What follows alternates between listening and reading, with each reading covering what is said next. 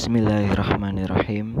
Assalamualaikum warahmatullahi wabarakatuh. Bismillahi walhamdulillah. Wassalatu wassalamu ala rasulillah Sayyidina wa maulana wa habibina wa uswatina wa qurrati a'yunina Rasulillahi Muhammad ibni Abdillah sallallahu alaihi wasallam wa ala alihi wa ashabihi wa man ittaba'a sunnatahu ila yaumil qiyamah, ma ba'du. Yang saya muliakan Bapak dosen Dr. Bahrudin Fanani MAG, yang semoga selalu mendapat rahmat Allah, dan tak lupa teman-teman seperjuangan kelas MPI dimanapun Anda berada, semoga selalu sehat walafiat. Walaupun saat ini kita terbatas untuk melakukan sebuah aktivitas, tidak menjadi masalah untuk menjaga semangat kita seperti sebelum-sebelumnya. Oke, alhamdulillah. Pada kesempatan pagi hari ini saya akan memaparkan yaitu analisis dari kitab Al-Manahij At-Tafsiriyah fi Ulumil Quran, karangannya Al-Alamah Al-Muhaqqiq Ja'far As-Subhani.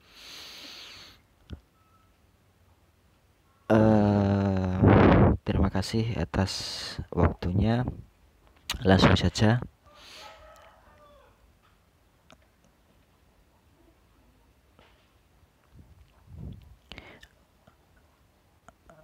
kita akan membahas kitab yang mana kitab ini dikarang oleh Al-Alamah Ja'far Subhani At-Tabrizi. Nanti di pendahuluan atau di awal pembahasan akan saya paparkan biografi singkat, kemudian karya-karyanya, terus kemudian tafsir dan kebutuhan Al-Quran terhadapnya.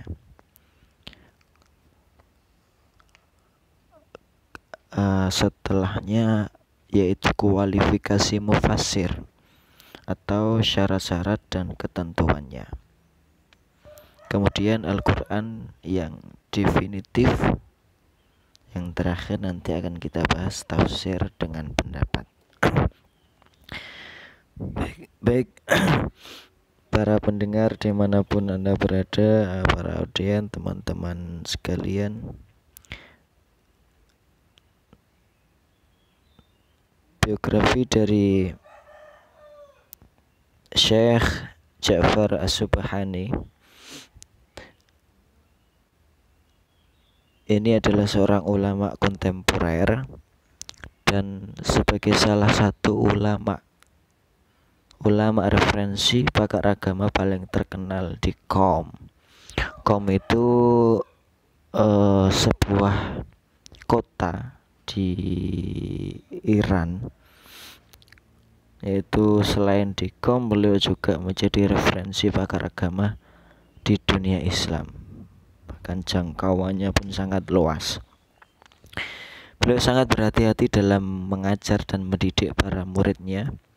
Di Hauzah,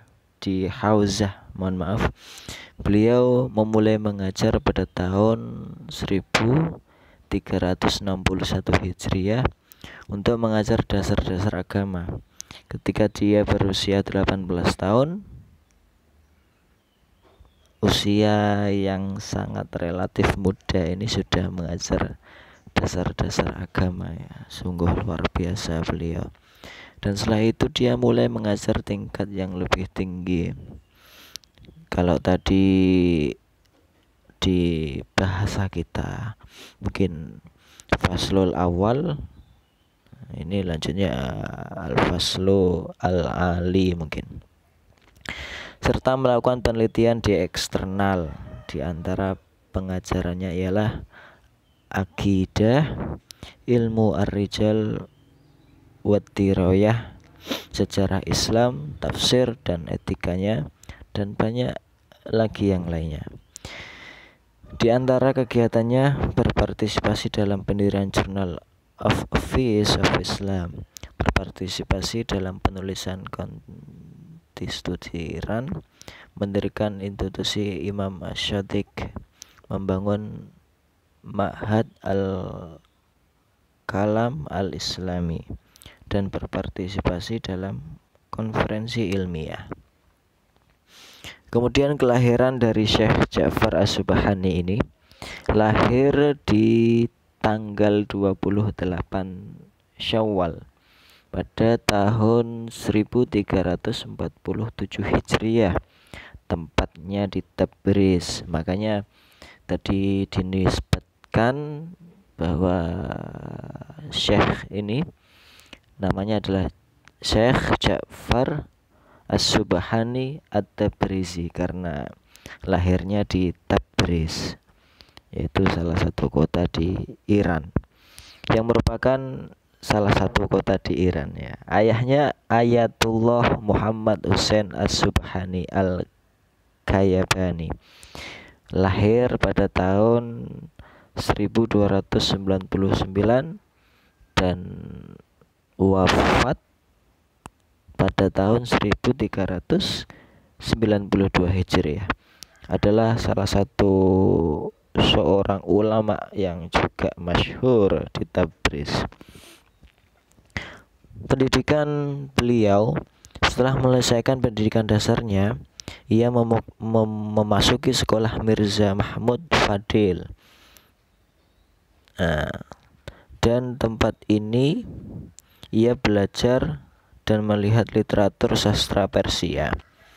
Dan pada usia 14 tahun ia memasuki studinya di Tabriz, dan dia belajar di dalamnya. Beliau belajar ilmu-ilmu sastra dari Syekh Husain An-Nahwi dan Syekh Ali Akbar An-Nujumi, dan beliau juga mempelajari logika sistem atau yang kita sebut dengan ilmu mantek, dan menjelaskan dengan cerdas di depan cendekiawan Mirza Muhammad Ali At-Tabrizi Al-Kabab, penulis dari kitab Rihanatul Adab, sebagaimana yang dipelajari oleh Syekh Ali Akbar Al-Ahri. Dan beliau juga membaca di depan ayahnya sendiri, yaitu Syekh Muhammad Hussein Al-Kayabani At-Tabrizi, atau yang dikenal sebagai Ayatullah itu ya. Juga mempelajari fikih dan usul fikih dan ilmu faraid versi Syekh Al-Ansori. Di masa studinya ini berlangsung selama 5 tahun. Dia juga belajar, diantaranya adalah pelajaran Durusul Muqaddimat, yang dipelajari salah satu kitabnya adalah kitab Mu'ayur Mi'yarul Fikri. Nah, ini fil mantik, Mi'yarul Fikri fil mantik. Jadi kitabnya Mi'yarul Fikri dan kitab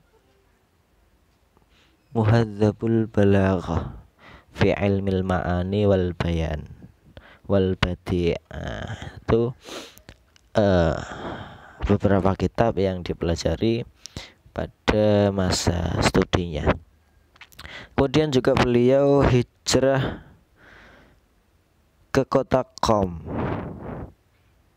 karena lahirnya di Tabriz. Hijrah di kota Qom di negara Iran. Kenapa beliau bisa sampai berhijrah dari tempat kelahirannya? Setelah kekacauan politik dan militer yang terjadi di Azerbaijan, kemudian munculnya divisi komunis dan pendirian pemerintah yang berafiliasi dengan Uni Soviet. itu dibubarkan. Kemudian studi di Tabriz menjadi sulit, sehingga ia mulai mencari tempat alternatif untuk melanjutkan studinya.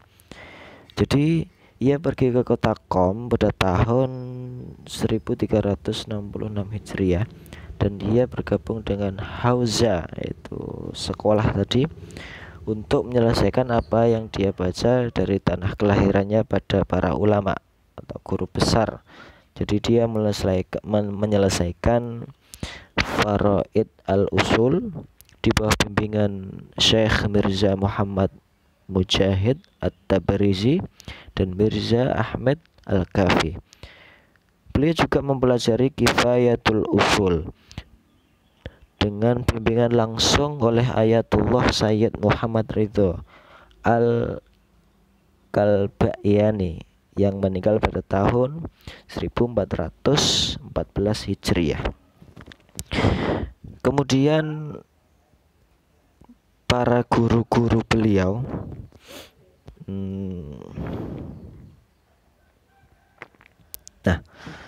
para guru-guru dari Ja'far As-Subhani. Yang pertama ada wa min masyaikhihi As-Sayyid Husain At-Tobai Al-Barujradi. Kemudian yang kedua ada As-Sayyid Muhammad Hujjat Al-Kuhkamari. Yang ketiga dari gurunya ada Sayyid Muhammad Husain At-Tobai. Beliau juga pernah belajar kepada Syekh Husain Al-Halli. Beliau juga murid dari Al-Imam Al-Khumaini. Maka di antara sumber yang saya dapatkan disebutkan hanya 5 gurunya, yaitu yang masyhur. Mungkin tidak dipungkiri bahwa selain 5 ini juga ada banyak lagi dari guru-gurunya. Kemudian min talamidhihi, dari murid-murid Syekh Ja'far As-Subhani. Ini ada As-Sayyid Mahmud Al-Jalali. Kemudian ada Syekh Muhammad Husain Al-Hajj Al-Amili. Ada juga Syekh Hasan Muhammad Makki Al-Amili. Ada juga Syekh Ali Ar-Rabbani. Ada juga Syekh Saifullah Al-Ya'qubi, Syekh Ali Akbar, Syekh Mustafa Al-Humaini, Syekh Muhammad Amin Najaf, Syekh Muhsin Al-Haidari. Ada Syekh Dawud Al-Ilhami.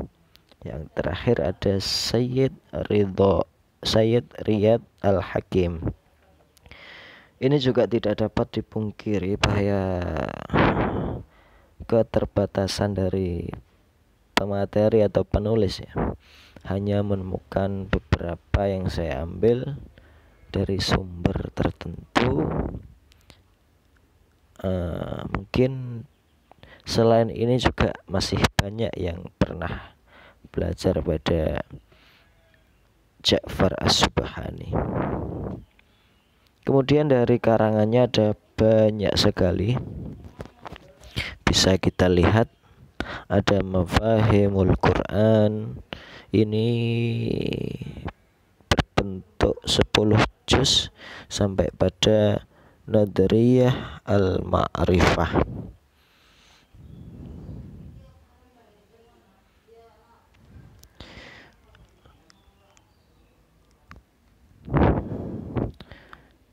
Saya berharap teman-teman juga sambil melihat, ya, biar tidak saya bacakan satu persatu. Nah, masuk pada pembahasan. Alhamdulillah sudah sampai setengah perjalanan. Mungkin ada beberapa kekurangan, ya, setelah saya belajar kitabnya, menganalisis, memahami. kemudian mencantumkan untuk dijadikan bahan presentasi, ini sangat luar biasa. Mungkin banyak juga kekurangan karena dalam waktu yang singkat untuk menganalisis satu kitab yang halamannya kurang lebih 400-an itu sangat sulit. Jadi hampir setiap malam itu saya habiskan untuk mata kuliah ini.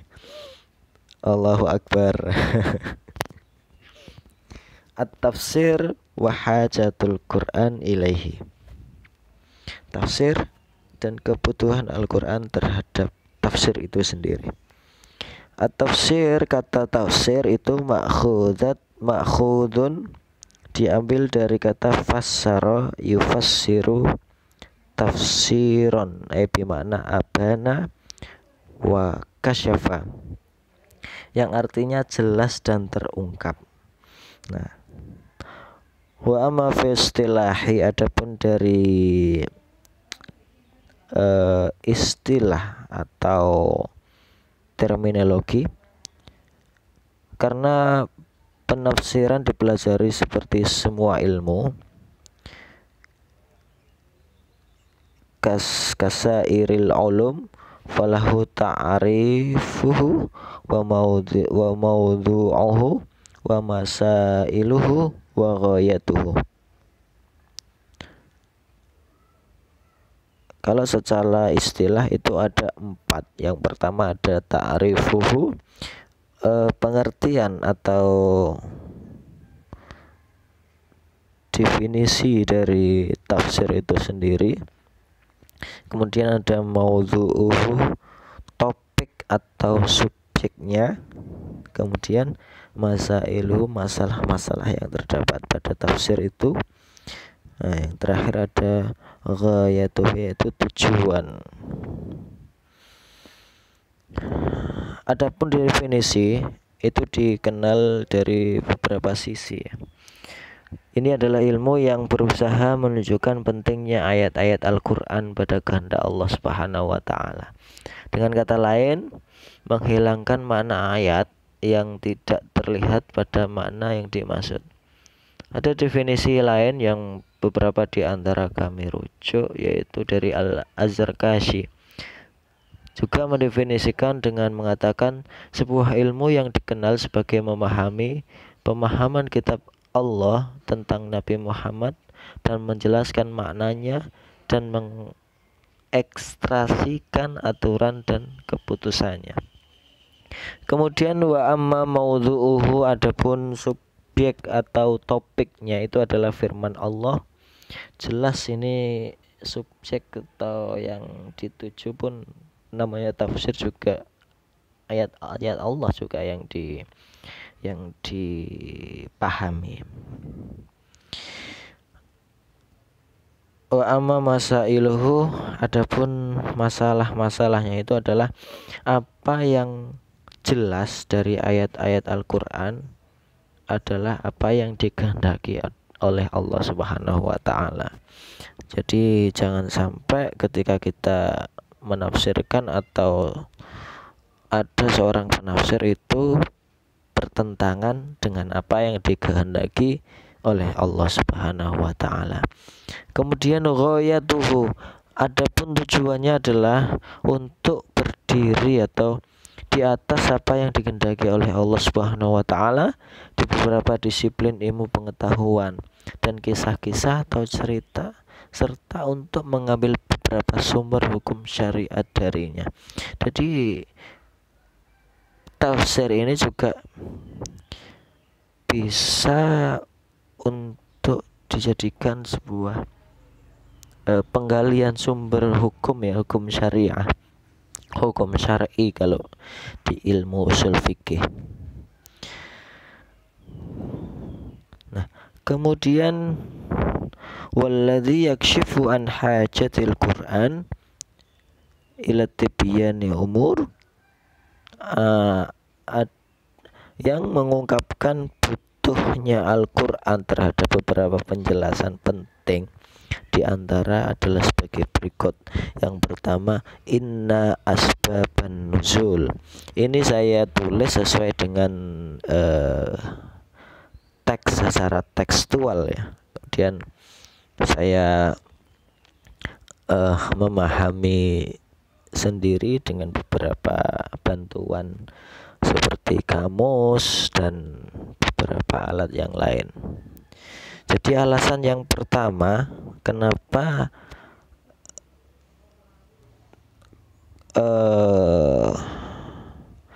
tafsir menjadi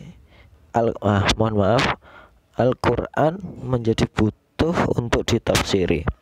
Jadi alasan yang pertama adalah asbabun nuzul. Jadi sebagai bukti saat ini pembicara mengandalkan untuk menyampaikan pidatonya kalau ada seorang khatib ya, sehingga jika ia dikeluarkan dari ayat itu, maksudnya mengutarakan ayat itu disingkat menjadi ayat yang sama, dan ayat tersebut akan menjadi tidak dapat dipahami, dan jika itu dimasukkan akan menjadi jelas untuk setiap konteks terpisah dari pembahasan.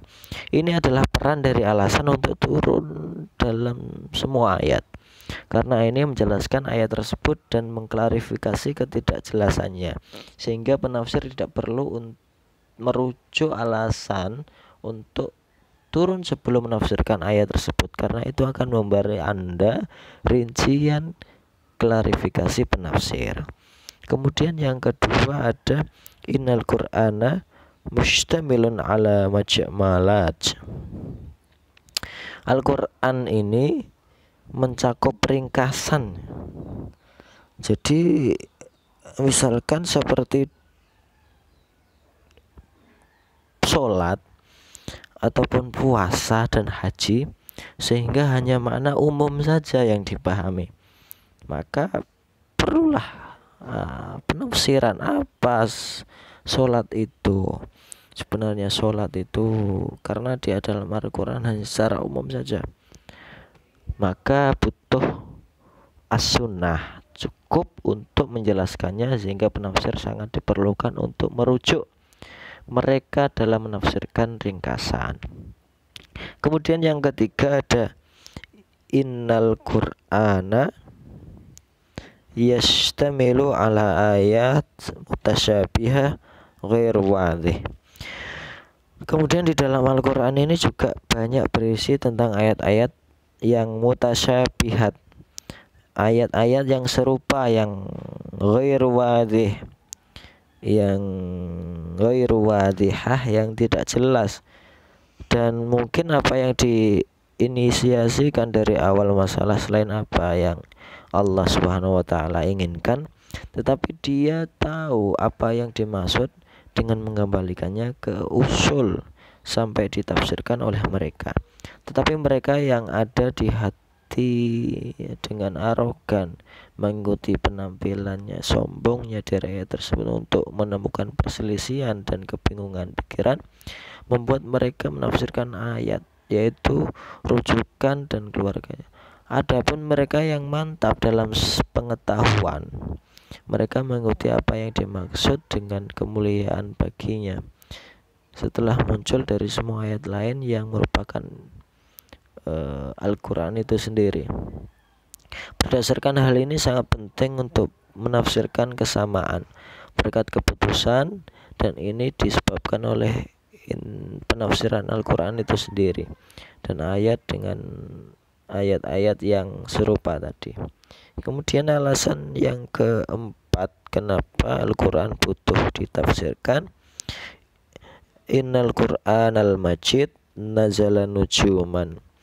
Karena Al-Quran sendiri pun turun secara berangsur-angsur. Kemarin sudah disinggung oleh Ibu Nura ya, karena membahas, karena Al-Quran itu turunnya tidak langsung satu kitab dihadapkan turun semua gitu, bukan, berangsur-angsur sampai pada hati Nabi sepanjang era kenabian atau sepanjang Nabi masih hidup. Maka dari itu Al-Quran ini sangat butuh ditafsirkan sekali menurut Syekh Ja'far As-Subhani At-Tabrizi. Baik, kita lanjutkan. Kemudian kualifikasi mufassir atau syarat-syarat dan ketentuannya. Saya mengambil dari Imam Ar-Raghib Al-Isfahani, disebutkan dalam muqaddimah kitabnya yang berjudul Jami'ut Tafasir, yaitu yang pertama adalah ma'rifatul alfat wa huwa ilmul lughah. Yang kedua ada munasabah ba'dul alfat ila ba'd wa huwal istisqaq. Yang ketiga ma'rifatu ahkami ma ya'rudu alfadhu minal abniyah wa ta'arif wal i'rab wa huwa nahwu. Jadi sampai pada 1, 2, 3 ini tentang ilmu bahasa lah intinya. Kemudian yang keempat ma yata'allaqu bidzati tanzil wa huwa ma'rifatul qiraat. Apa yang berkaitan dengan yang diturunkan, itu dikenal dengan qiraat. Nah, bacaan itu ya. Itu yang kelima, apa yang berkaitan dengan sebab-sebab yang turun pada ayat, maka disebut aqasis. Kemudian yang keenam ada dzikrus sunan al-mankulah anin nabi. Ini 10 syarat dari yang harus dimiliki oleh mufassir menurut Imam Ar-Raghib Al-Asfahani. Kemudian juga Ja'far As-Subhani pun juga mengkualifikasikan ya, adapun syarat-syarat dan ketentuannya. Jadi beliau juga membabarkan 10. Yang pertama adalah ma'rifatu qawaidil lughatil arabiyyah, mengetahui tentang aturan-aturan bahasa Arab atau qawaid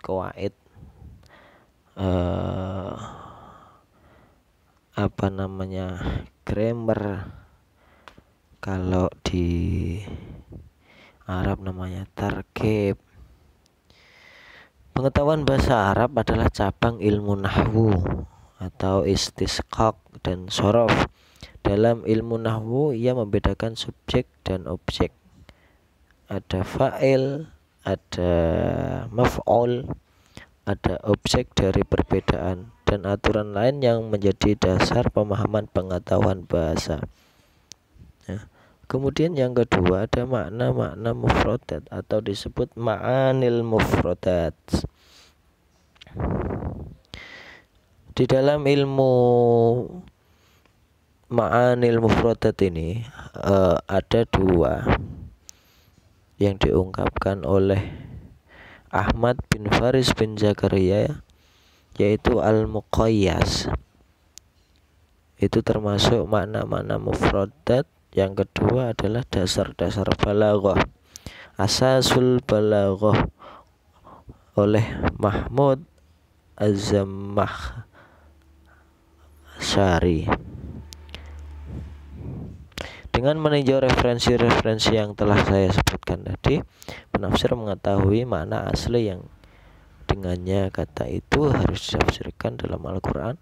kecuali jika konteksnya ada. Kemudian yang ketiga ada tafsirul Quran bil Quran. Ada penafsiran Al-Quran dalam Al-Quran.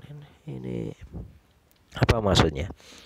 Al-Quran membahas topik-topik penting dalam berbagai surah untuk tujuan yang berbeda, sehingga dapat menyebutkan subjek secara umum di satu tempat yang menjelaskannya di tempat lain.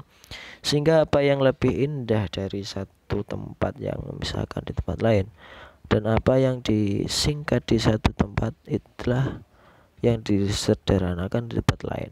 Dan dengan demikian total dari ayat pertama dapat dinaikkan ke ayat kedua, karena yang serupa adalah kesamaan makna dari ayat-ayat tersebut dengan satu sama lain dan pengulangan mereka.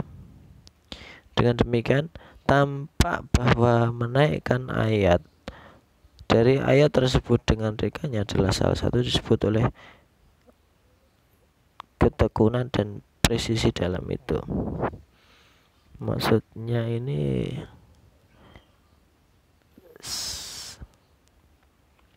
kemudian yang keempat ada al-fat ansiyakil ayat, menjaga kemurnian konteks ayat-ayat.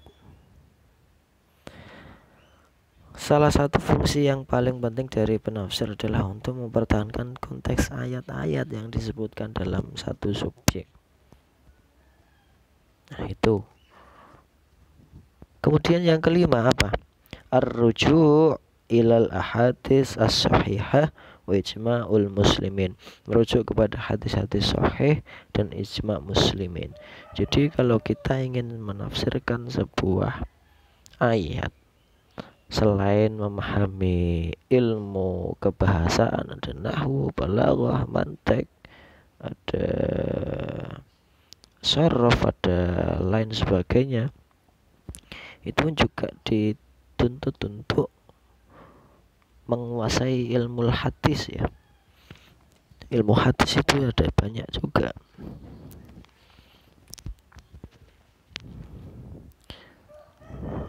Kemudian yang selanjutnya yaitu yang keenam adalah ma'rifatu asbabin nuzul. Nah, ini juga penting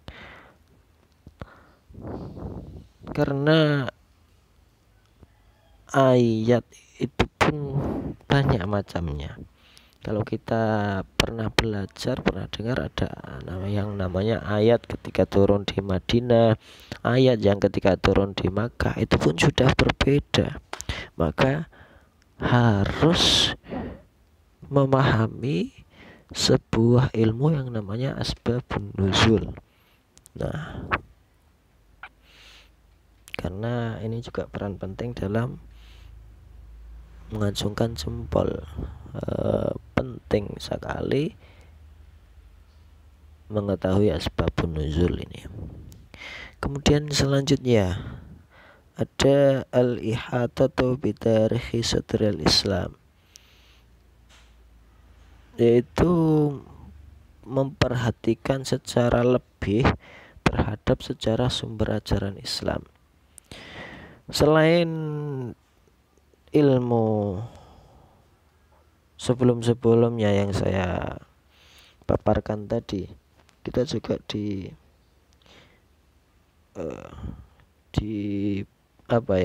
penafsir juga harus dipaksa untuk mengetahui sejarah Islam yang benar. Masa jahiliyah itu seperti apa, kemudian kedatangan Nabi sampai pada khalifah yang pertama Abu Bakar, khalifah yang kedua Umar, kemudian Utsman, Ali, sampai kepada Bani Umayyah, Abbasiyah. Itu pun juga harus ngerti dengan detail. Kemudian yang kedelapan, tamyizul ayat al-makkiyah anil madaniyah. Ini yang saya sebutkan tadi. Penafsir juga harus paham secara betul dan benar mengenai perbedaan ayat-ayat makkiyah dan madaniyah. Karena kalau sampai keliru ataupun kurang teliti, maka ini akan menjadi rancau untuk sebuah penafsiran. Yang kesembilan ada al-wuqufu 'alal ara' al-matsruhah haulal ayah, menemukan pendapat-pendapat yang mengangkat ayat tersebut. Jadi pendapat yang diwarisi dari para sahabat dan pengikutnya, maka para ulama penafsiran sampai hari ini adalah kekayaan ilmiah yang kami warisi dari yang kuno. Mereka telah melakukan upaya besar dalam penafsiran, perbuatan bijak, sehingga mereka menyusun singkatan, perincian atau tentang Al-Quran suci untuk mencari mereka secara objektif jauh dari setiap pendapat sebelumnya. Jadi tentunya setiap mujaddid atau pembaharuan dari para ulama, tentunya ulama tafsir zaman dulu dan zaman sekarang, harusnya hasilnya lebih bagus dari yang sekarang, karena ulama yang sekarang banyak merujuk ulama yang dulu, yang mana dulu tidak relevan bila kita terapkan pada masa sekarang. Nah, inilah harus merujuk atau menemukan pendapat-pendapat yang mengangkat ayat tersebut. Yang terakhir ada al-ijtinabu anit tafsir birra'yi. Harus sebisa mungkin menjauhi penafsiran dengan pendapat sendiri, karena ini bahaya sekali menurut Al-Imam atau Syekh Ja'far As-Subhani. Yang dimaksud dengan penafsiran pendapat adalah bahwa penafsir mengambil pendapat khusus pada suatu subjek karena salah satu alasan, kemudian ia kembali ke Al-Quran sampai ia menemukan bukti dari zikir bijak yang mendukungnya. Karena dalam hal ini ia bukan tentang memahami ayat tersebut, melainkan tentang menundukkan ayat itu dengan pendapat dan pemikirannya, dan dengan demikian beralih dari penafsiran yang benar terhadap pendapat dari pemikirannya untuk Al-Quran. Nanti akan dijelaskan lebih terperinci ya terkait dengan menjauhi atau an-nahyu, larangan dari tafsir birra'yi ini. Kita selanjutnya ada Al-Quran al-qat'iyyud dalalah, Quran yang definitif, yaitu ada dua versi ya, dua keterangan. Yang pertama adalah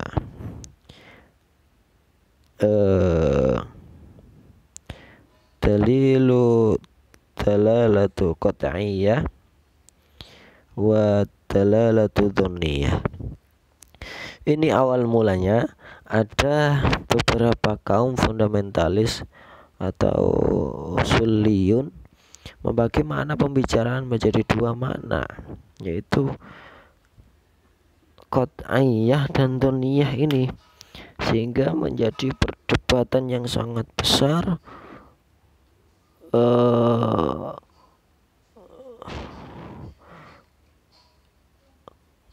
Namun ini saya bahas yang ada di kitab. Namun bagaimana bisa dikatakan bahwa Alkitab dan As-Sunnah atau yang terjadi antara Nabi dan si penanya adalah konotasi dugaan? Ini ada sebuah kisah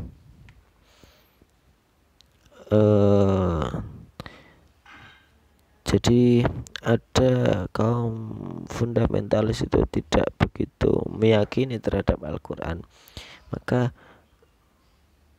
peran dari Ja'far As-Subhani pun membela yang benar. Salah satu riwayat atau kisah yang di dalam kitab ini, bagaimana tidak, apa yang dikatakan dokter diterima oleh pasien, konsep yang jelas yang tidak ragu. Dan apa yang diterima si penanya dari jawaban seorang ahli atau dokter tersebut kepada siapa si penanya hidup tanpa ragu-ragu dan tidak ada penolakan. Nah, ini dikiaskan oleh hal itu. Maka namun bagaimana bisa dikatakan bahwa Alkitab dan As-Sunnah itu atau apa yang terjadi antara Nabi dan si penanya adalah konotasi dugaan. Jadi ini kaum fundamentalis ini sangat-sangat vulgar ya untuk memberikan tuduhan yang seakan-akan bahwa Al-Quran ini adalah barang dugaan yang tidak tahu pasti kebenarannya. Sedangkan kita orang yang berakidah benar pun mendengar yang seperti ini kan juga agak gatal gitu kan telinga kita. Kemudian yang terakhir, supaya kita tidak terlalu panjang, ada yang namanya at-tafsiru bir-ra'yi. Ini saya bahas secara singkat saja ya. Yaitu tadafarat ar-riwayat 'ala nahyi an tafsiri bir-ra'yi anin nabi wa alih.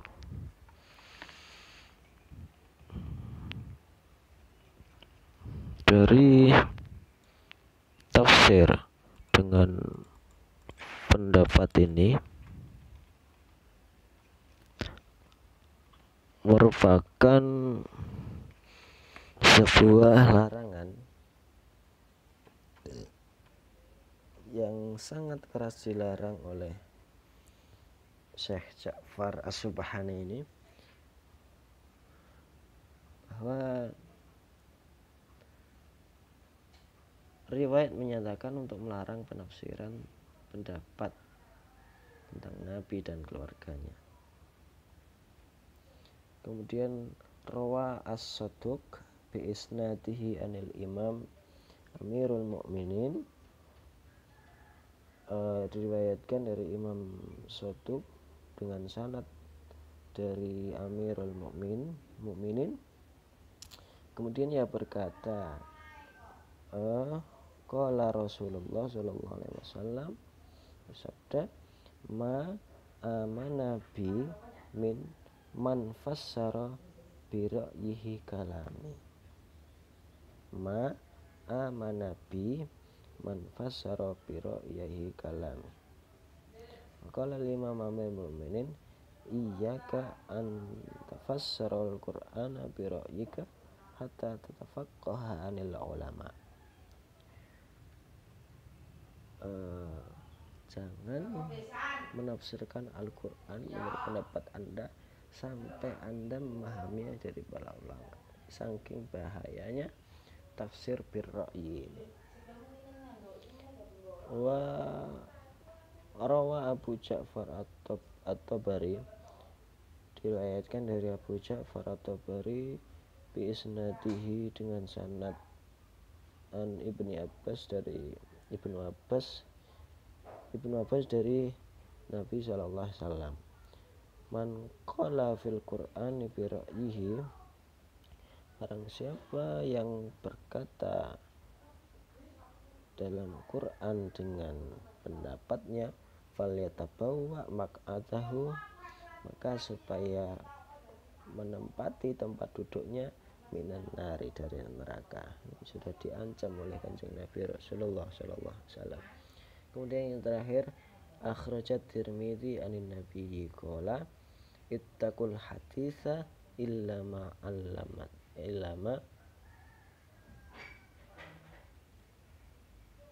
ulimtum faman kadzaba alayya muta'ammidan falyatabawwa maq'adahu minan nar man qala fil qur'ani bi ra'yihi falyatabawwa maq'adahu minan nar. Siapa saja yang berbohong mengatasnamakan perintah Nabi, bersandarkan atas Nabi, maka ancamannya adalah masuk neraka. Ini sabda Nabi. Maka sebisa mungkin kita menghindari tafsir yang sudah digariskan para ulama, dan kita sendiri mengakui tidak mumpuni bila mana kita menafsirkan Al-Quran dengan pendapat kita sendiri. Wallahul muwaffiq ila aqwamit thoriq. Terima kasih atas perhatiannya. Assalamualaikum warahmatullahi wabarakatuh.